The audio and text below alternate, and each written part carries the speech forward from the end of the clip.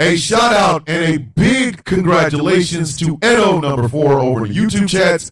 He just released his 60th episode podcast special. He's interviewing Chris Lotus. Chris Lotus is hot in these streets. I don't know what y'all talking about.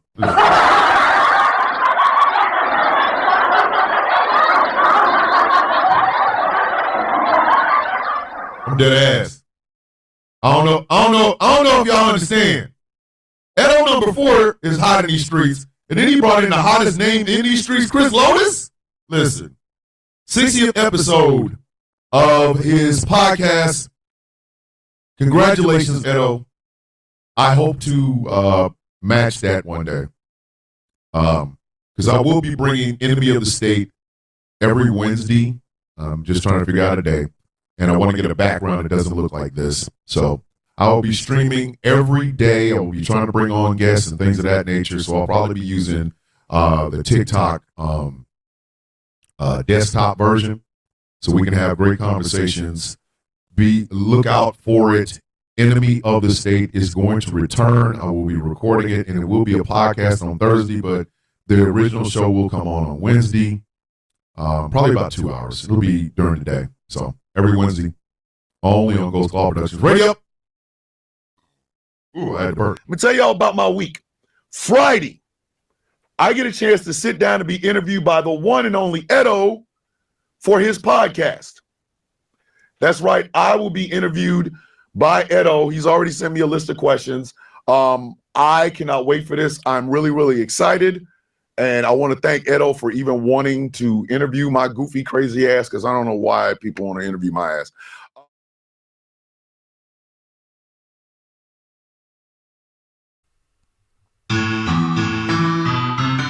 Talking Fun with Edo podcast.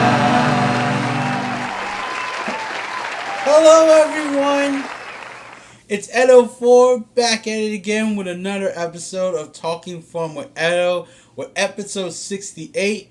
And for what we have for our today's guest is Thomas Villain Bishop, our 33rd guest for, believe it or not, our part 1 episode of our interview.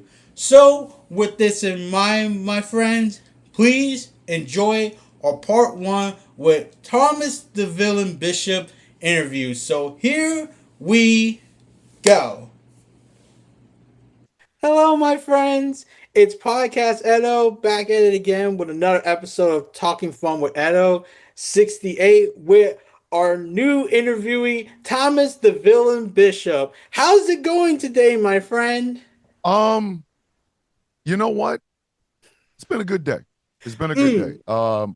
Great sound of coffee. So listen, and then it's a Friday. Everything's great. How are you doing, my brother? I'm doing good too. And I know this is probably going to be released different on but it's like today we're filming on a Friday. Okay. So works for me. Before we begin, our questions that I got for you is I want to talk about like the very first time I first found your channel. Okay. And it was from actually another YouTube channel that's she put compilations together. Her name is Cindyville. Cindyville. Yep. I love Cindyville. Shout out to her.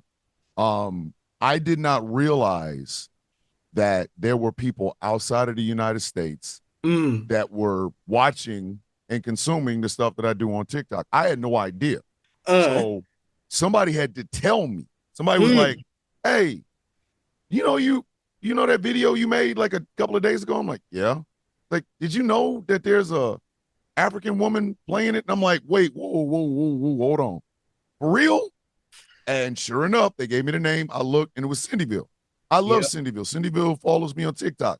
What I also didn't know was with Cindyville using my videos, there are other African content creators that also use my videos. There's a lot of them. And I am humbled. Like that's not, I don't say that lightly. That is a humbling experience because I don't think what I do is revolutionary. Yeah. I just happen to be the person that says it out loud. So, Mm. you know, how it So, works. right. This video in particular, unfortunately, this video is gone, but it was like the compilation with you. At that time, it was about a woman that was in a homeless shelter and she was complaining about the food that she was getting there and she Yeah. actually lost her job. Yeah. Yeah. I remember that. I remember that. It here's a little factoid for everybody. Mm. Since I have filmed all of my videos on my iPhone, I have them Hmm. backed up. I have every video I have ever made on TikTok. Every one. I Mm. have every video I've ever made on the Villain's View. I have every episode of Enemy of the State, which is my podcast, which I am going to go back to probably in December. I have all Mm. of it stored in an iMac, on my iPhone, in both of my computers. So I keep them because it's not so much a historical record, but just because I want them. So, Right, right, right. Yeah. From that moment, it was like when I saw that, I'm like, I gotta find you. And then it's like the next year is when I found Ghost Claw Production, and that was when there was like the Villains Guild, and I'm like, wow, this is a really tight knit community that you got, my friend. Yeah. Like it feels historical, and it's the fact like it's I think has it been 5 years since you made it? If not, Yes. mm. The Villains Guild celebrated its 5th anniversary November 4th of this year. Mm. The background of the Villains Guild was really quite simple. Mm. In the political climate and the social climate that we live in right now, Right. a lot of bad people are getting the title of hero for doing horrible things. Yeah. And as you know, if you are a comic book fan, which I know you are, for every hero, there has to be a villain. I mean, a Yes. hero without a villain is just some guy or woman that's in spandex flying around, right? So The hero got to defeat itself. yes, exactly. It's like, oh, look, I'm flying and beating my own time. Like, I ain't even saving nothing. Ain't nothing on fire. There's no cat in the tree. I'm just out here just The city look at city me is fly for no saved, reason. and it's like you see everything complete. It's like, was it? Was it really though? I mean, did you really? Did you have some fun? Are you all right? Because you didn't do anything. You just flew in at supersonic speeds. You blew everybody's sandwiches away. So looking at that, I decided in the beginning that I didn't want to be the sort of person Right. that just added on to the same BS. Mm-hmm. You know what I mean? So it's like, I said, you know what? If you guys are heroes, right, then I'm the villain. Yeah. And from that was the impetus for what became the Villains Guild. We have a rule in the guild that there will always be 6 founders.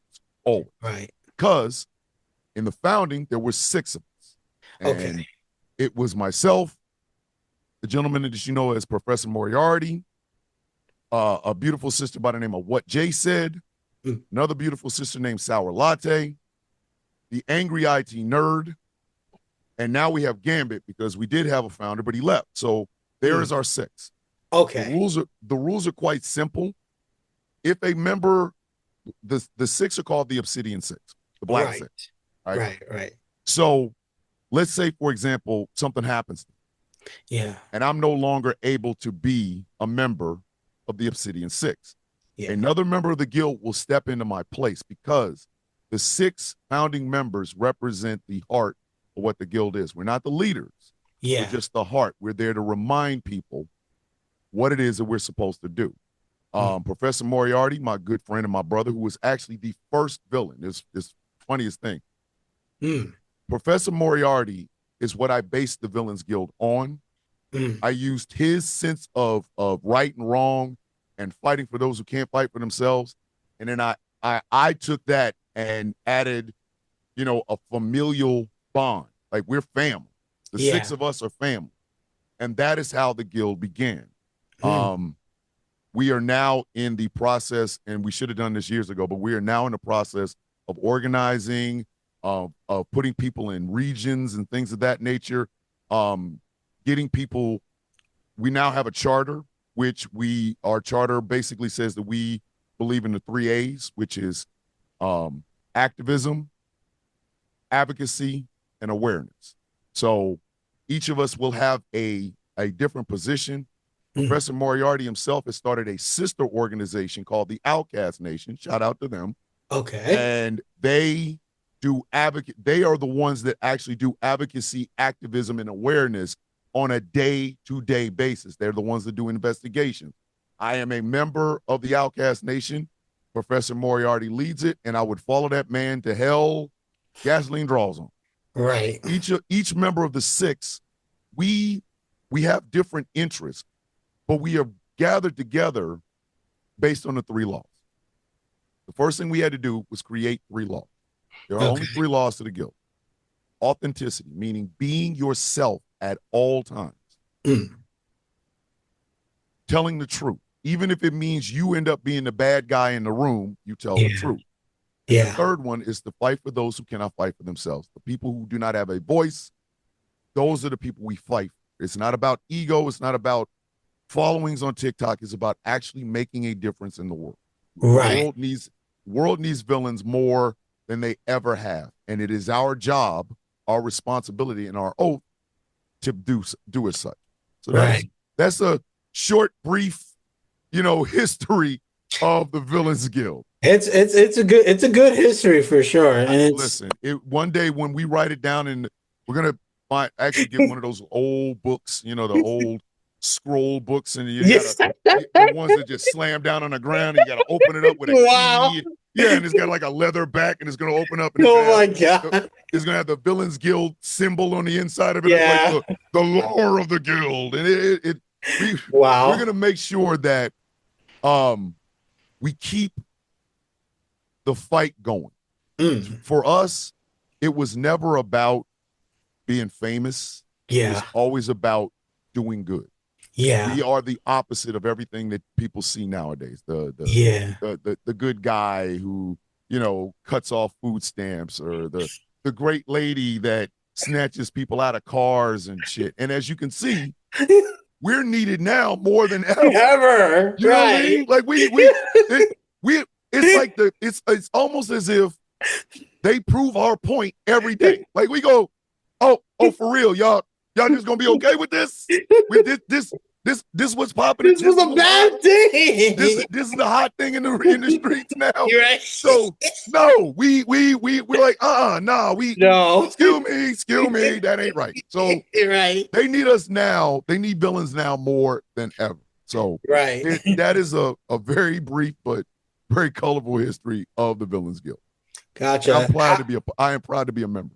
I want to say happy 5th anniversary to you guys as well. Thank you. Appreciate that. And now we'll be officially starting off with the questions I got. So the very first one I have is, where are you from, and along with being born and raised? Okay. I was born in Jersey City, New Jersey in 1971, December 31st of 1971. I moved to Kansas City. My mom and my dad and my older sister and my middle sister moved to Kansas City, Missouri when I was 3 years old. So you could call me a Jersey transplant, but I prefer to believe that I am always a Kansas City kid. Kansas City is my home. It has been the place that every time I've ever had to leave the country, I go back. I love the food, the atmosphere. Kansas City is my home, and it will be my home no matter where I go. I am a Kansas City kid. So Kansas City, Missouri, not Kansas City, Kansas. That is, they just gleaming. They just over here stealing. There's only one Kansas City that matters, and it's the one in Missouri. Missouri, so gotcha. Let me see. Hold up for a second. I guess this kind of like I realize you practically answered this question before, but if you don't mind, it again. right. This is how for the family did you come up with the history of being Thomas Bishop? Okay. So first off, my given name is Thomas McCormick. Okay. I was in the Army. I was always just referred to as McCormick. It was a thing. So no matter what rank I got, it was when it was staff sergeant, it was sergeant, things of that nature, right? So I retired from the Army in January of 2021. And I kind of pedaled around, trying to figure out what I wanted to do with my life. What do I want to do, right? Right. So what ended up happening was my older sister, Belinda, who, shout out to her, best big sister ever. She one day approached, she said, "Hey, you heard of TikTok?" What is a TikTok? I don't know what a TikTok is. Is that a thing? And she's like, "Yeah." Right. Okay, try it out. So I downloaded it on my phone. First video I see, there was a little person who I guess was like a nursing assistant or whatever. She was the first person I started watching. I was like, "Yo, man, this is great." And then my sister's like, "You should make content." So I think I made my first video November 4th, where I basically said, "I'm tired of carrying stupid people around with us." That was my introduction to TikTok. The first 60-second video I ever made was me being mad that there were dumb people that breathe and eat and walk, and we got to keep dragging them. Like they're like an unwanted luggage. Like, oh, come on, come on, God, just over here. That one cousin that smells bad, you got to bring them. I mean, that's what it was. From November 4th, was that in the same year of 2021? No, it was 2020. 2020. Gotcha. So I realized I couldn't be Staff Sergeant McCormick.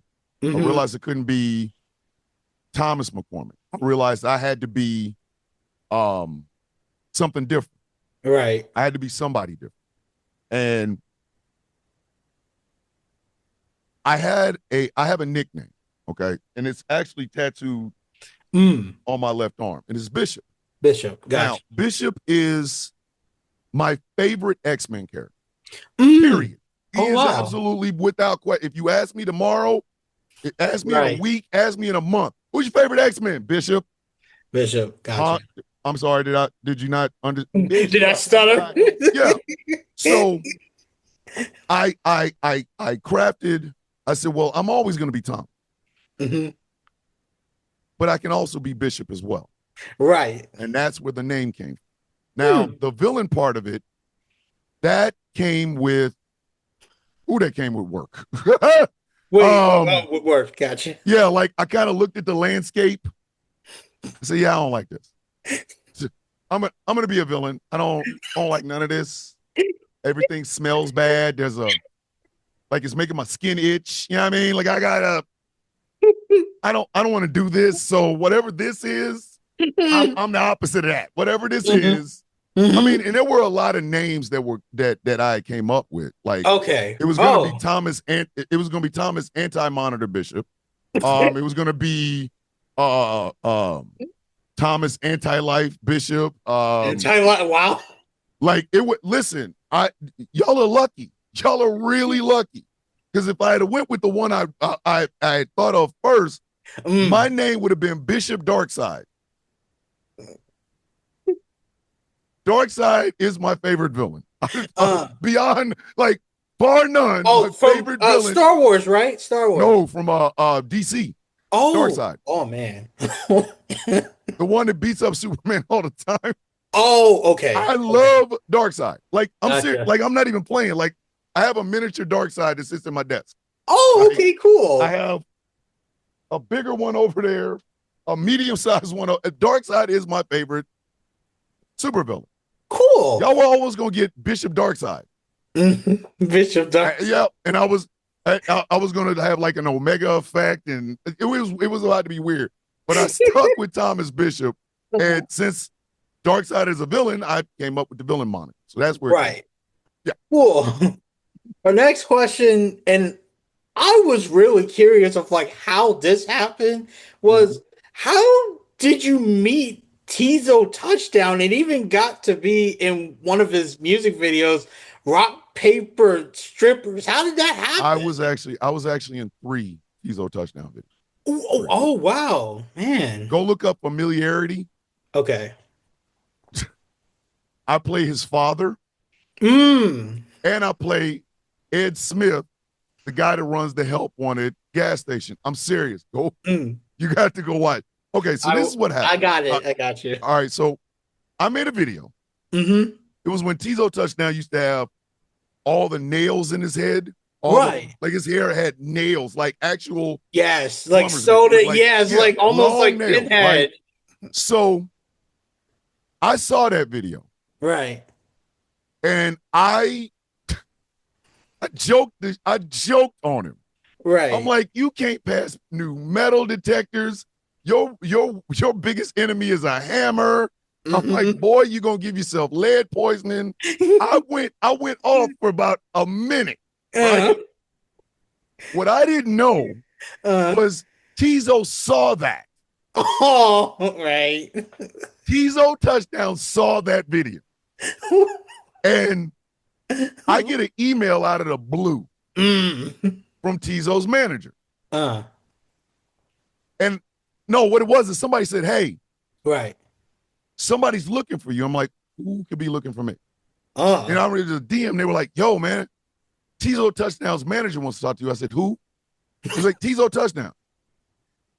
Okay, wait a minute. So they got her, Teezo's manager got in touch with me and said Teezo loved that video. I said, wait a minute. Wait, who? Hold up. He liked that? They said he laughed and laughed and laughed his ass off. So I'm like, okay, I don't know what to tell you. So the next thing they said was, would you be willing to be in a video? I said, wait a minute, wait. What are we talking about? Right. What are we talking about? Right? What kind of video? It's like Teezo is doing a video for his song Familiarity. Okay. So I'm like, sure. They asked me what my rate was. I told them. They paid me. They sent me a contract. And then they flew me to Port Arthur, Texas to film in a gas station. I met Teezo's father. I met Teezo's team. Wow. I met all of them. And then I met Teezo.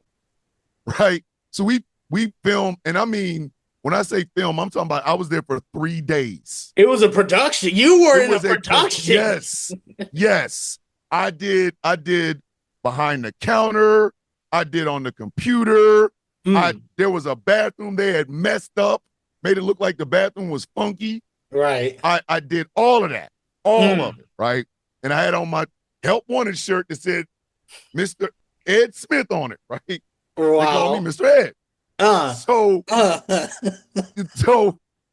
I film this. I don't think nothing of it. I go home. Right. It comes out. And now every video that I'm doing, people are like, were you in the Teezo Touchdown video? Right. I'm like, yeah, go on about my business. As he got bigger, more people started to say something. Like, I have the video of me playing his father. Knocking on the door. So this morning, bro, I'm chilling, you know what I'm saying? Listening to the project, making sure the mixes is right. Next thing I know, boom, boom, boom, boom, boom. Boom, boom, boom, boom, boom. Aaron, get out of here. Yeah. Come on out here. I can holler at you, partner. Come on. Come here. Like, Pop's beating on the door, man. I'm thinking the house on fire. I jump up. I'm like, yes, sir. He getting on me talking about rent, $650 or $250. What you got? You know, I got hustle. I shoot my music videos. I forgot. You the music man. So I need half of the rent, $500. I'm like, all right, cool. Let me shoot a few videos and I got you. Rent is $500. I need $250 right now. Right now. I'm making some videos. No. What you got right now? Right now. All right, cool. I'll shoot like 2 videos and a half and I got you.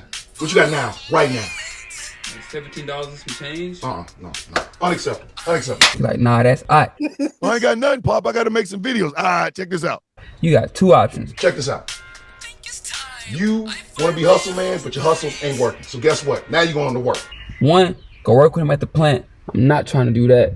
Or 2, go down there, help one and holler at Mr. Ed. Go, I guess, clean the store or whatever. I'm not trying to do that either, bro. Bro, you know how parents is, man. You got two choices right now, Aaron. You got two choices. You can either go down to the store, talk to Ed, tell him I sent you, or you can go with me and work night shift at the plant. But you got to do something. Because if you ain't got no money or way to pay the rent, you are out of here. And I mean, seriously, I'm in this video. And then I played Mr. Ed, right? And he gave his application. So, that's perfect. Literally. So more people started to see this. Right. So more people were like, were you in a Teezo Touchdown video? I was like, yeah, I was in a couple of them, whatever. I didn't think anything of it. Yeah. Teezo blows up. Now, I'm like, wow, people notice me from this. His manager reaches out to me again.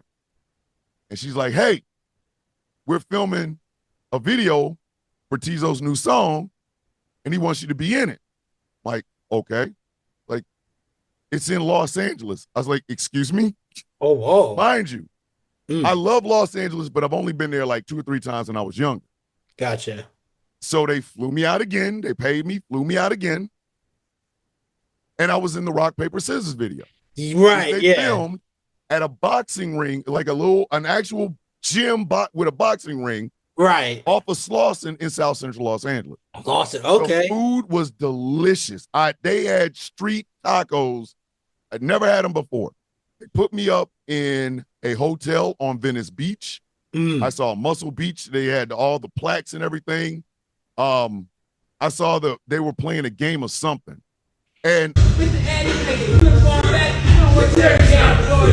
something. You'll be cleaning up that bathroom until you hold that meat, son. Keep playing with it. You'll be cleaning up that bathroom until you hold that up. I had the best time I think I've ever had on that. And for me, I you know, if Teezo ever said, hey, we need Mr. Ed back one more time. Right. Okay, let me know. Yeah. I'm good. Whatever it is, I'm fine. And shout out to Teezo, his whole team.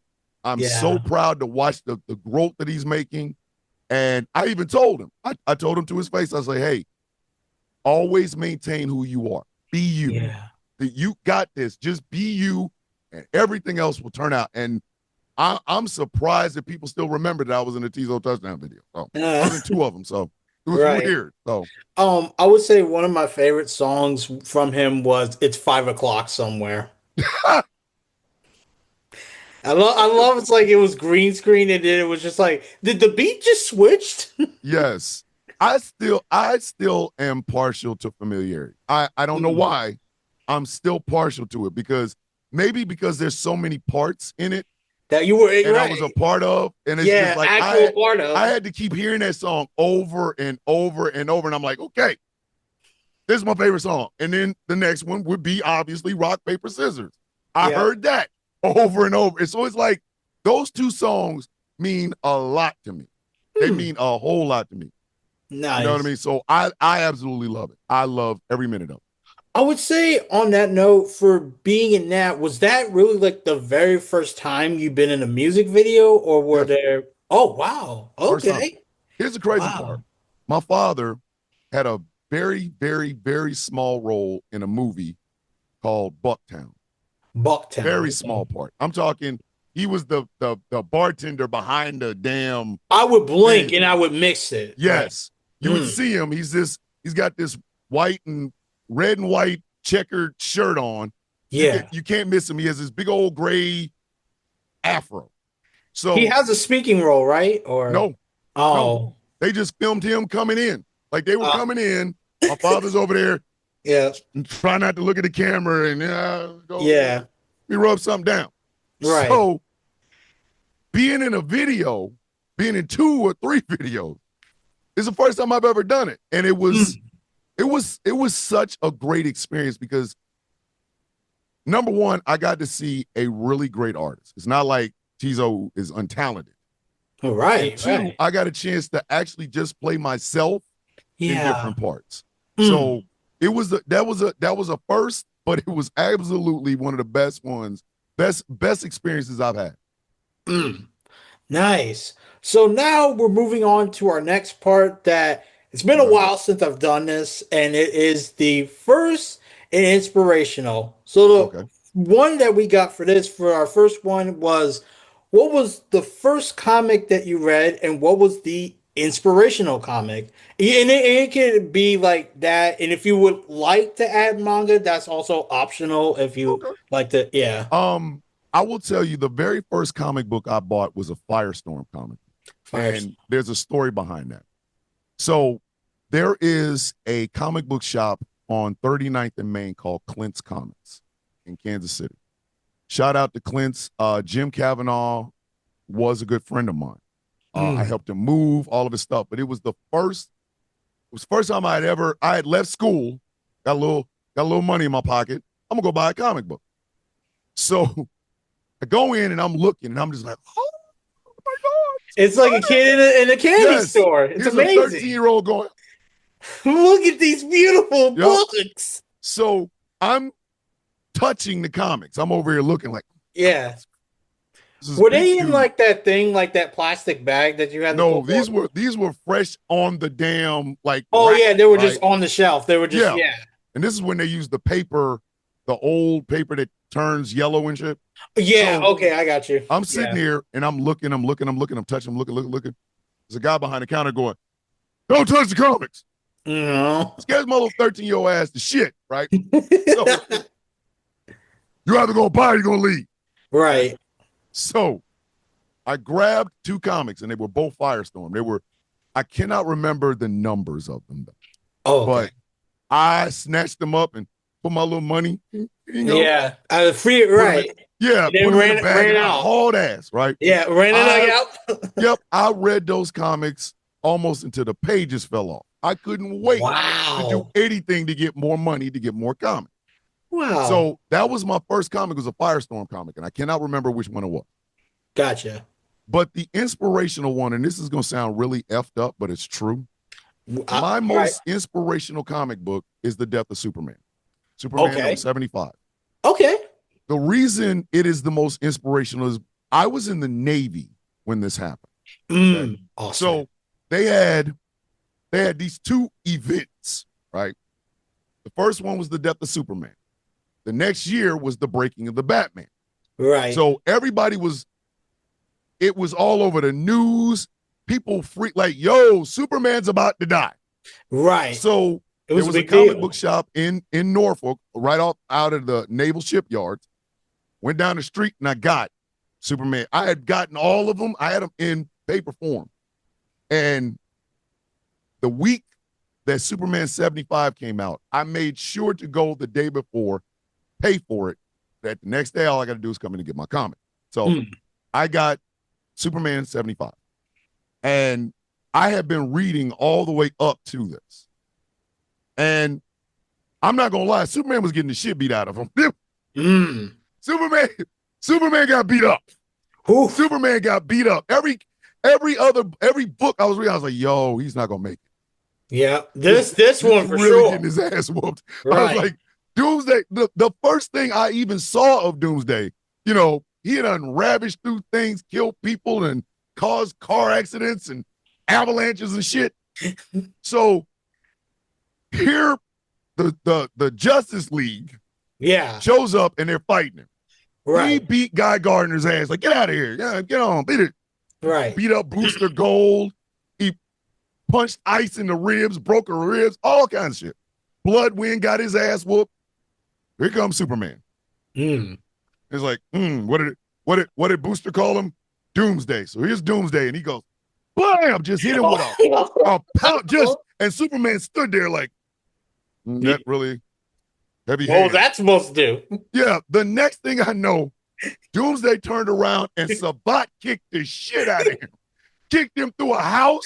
The house blew up. He's still flying. Like he's like he was the Hulk. And I mean a Sabat kick.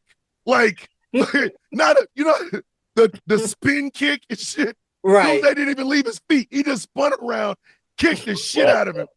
Superman went flying through a house. I said, yo, this man's gonna get his ass whooped. This is not good. This is why this comic is called this. Yes, I'm like, yo, he might not make it. And I would go back every week and buy the next issue and buy Oh the my next issue. god! I bought Oh, the tie-ins. I thought it was the one. Oh my god! I was like 21 something years old in the Navy. I was like, I had nothing else better to do. We went out to sea. I'm like, let me go get these comics. Every week I'd get a comic and I go, God damn, it's getting worse. Why is he? Oh my goodness. Why am I doing this? Did that man hit him with a department store? What are we doing right now? He was just getting his whole at no point in the lead up to Superman 75 did Superman look like he was gonna win. Oh man, shit beat out of him, and nobody could help him. Everybody else was beat to pieces. They were beat up, right? Ooh. So Guy Gardner, he I can't even see, my eyes is like that beat the brakes off his ass. Oh geez. So finally I said, because I got the one right before that.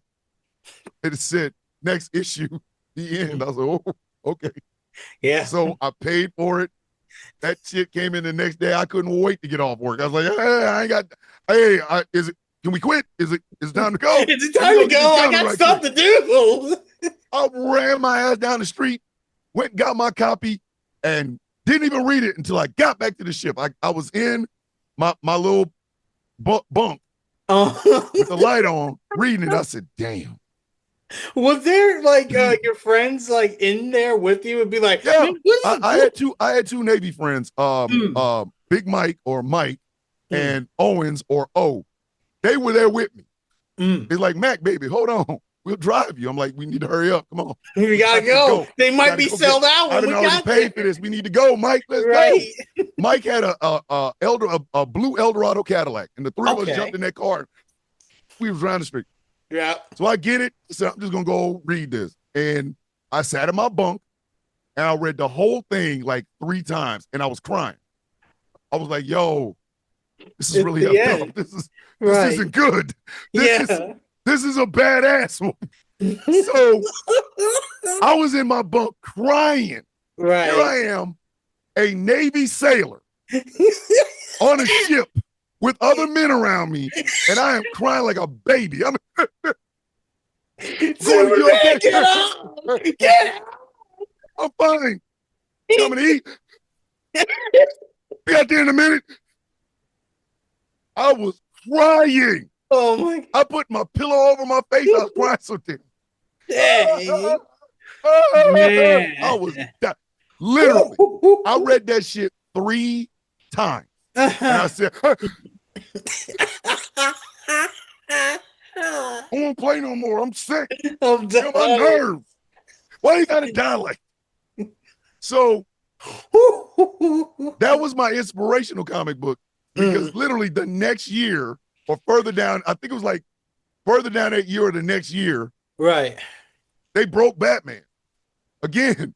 Oh, everybody understands social media now. There was no social media, right? At that, yeah. You had to get the shit from the newspaper. You had to get it, yeah. Like if you had internet access, you could get it off the internet, but it was kind of slow and stuff, you know. Oh my good, the way people lost their shit, like Superman's dead, and now you done broke all of Batman's back because Batman took another ass. Oh, the Bane? Yeah, oh, this is before Bane, or it was Bane. It was Bane. Okay, it's that one. Okay. Yeah, Bane was like, Doomsday was just a monster. Right. But Bane was strategic. Ooh. So Bane breaks open Arkham and gives all these criminals and crazy sociopaths and psychopaths weapons. Yeah. Now Batman is out there fighting them. He's tired. He's sick. Mm-hmm. I see that you're sick, getting his ass whooped all over left and right. Killer Croc's beating him. The Riddler's got Venom in his ass. The Joker's trying, and Batman's just getting I just want to stop. Yes. And can I take a break, please? Yeah. He gets home. There's Bane in the house. Oh my God. Bane done beat up poor Alfred. Alfred done got his ass whooped. Damn. He's over in the corner. And then Batman comes upstairs. And there's Bane like there. He's like, I didn't kill him.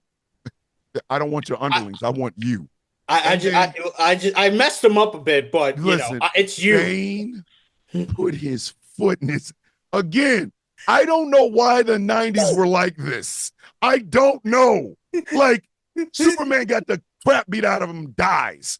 Batman got the shit beat out of him in his own house.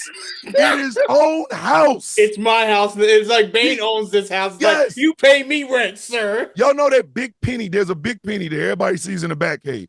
Bane kicked that damn thing over and it fell on Batman's back. I'm like, yo, what the? How are he hit him with a stalactite? Like, broke it off, beat the shit out of him. And, my own house. In your own house. Like, Alfred gets up and is trying to get Tim Drake. Like, Tim, we need to go. What's wrong, Alfred? Master Bruce over getting the shimmy out of him. Come on. We got to find him. He's over there getting beat up. So while Alfred is over here stumbling, trying to get to Tim, Batman is still in there getting stolen through his own shit.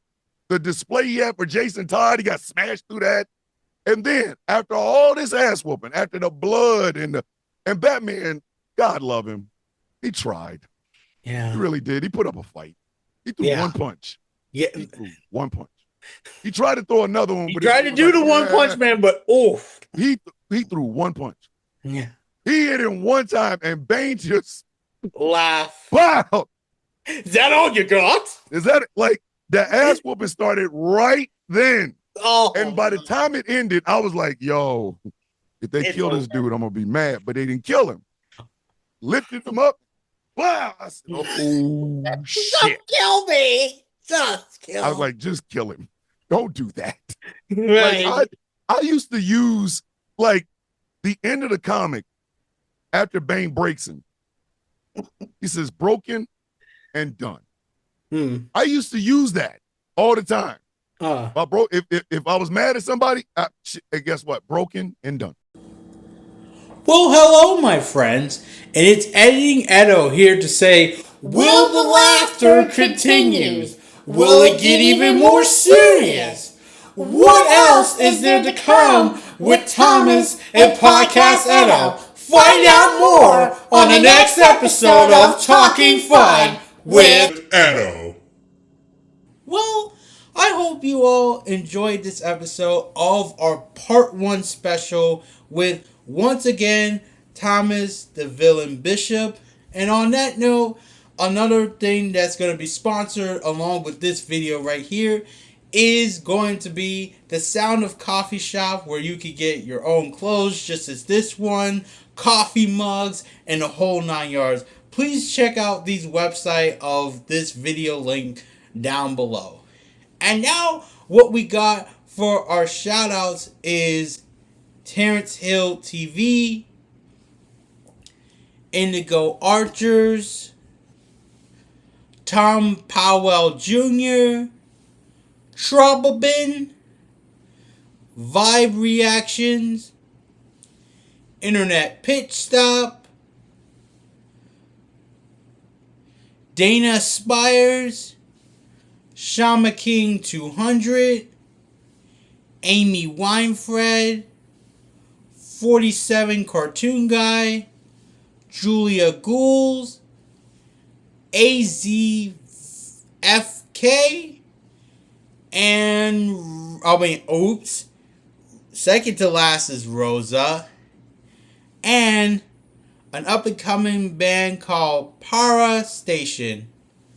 On that note, a shout out I'd like to give to you all is from our last episode of Jamesdale, with our episode of the Q&A, and also the previous episode that's just gotten 100 views. So thank you all for watching that episode along with the recent episode of the Q&A. And speaking of new and recent, coming up next is going to be the part 2 of our interview with Thomas the Villain Bishop.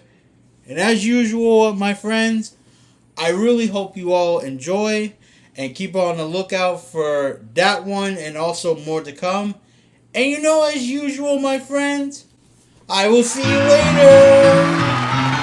Talking Fun with Edo.